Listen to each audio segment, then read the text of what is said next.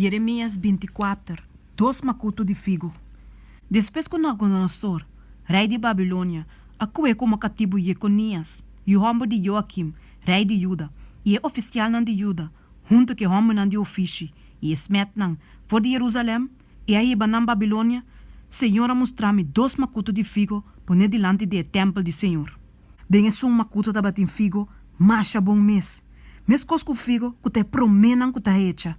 E dengue outro makuto, da batin figo, macha malo mês. Assim na malo, que não para comer não. E ora ei, Senhor, apontra-me. Jeremias, que bota mira? E me a contestar, figo, é bom figo não, ta macha bom mês. Mas mal figo não, ta macha malo mês. Assim na malo, que não por comer não.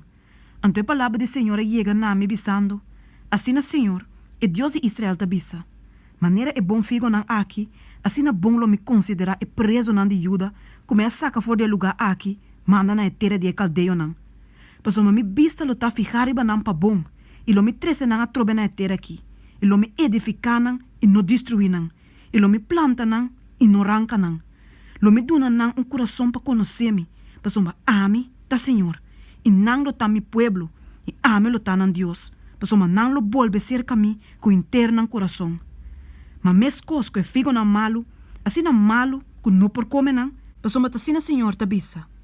Assim lo me bando na Sedequias, rei de Juda, su oficial não, e restante de Jerusalém, que ta queda na terra aqui, e esnang que ta biba na terra de Egipto.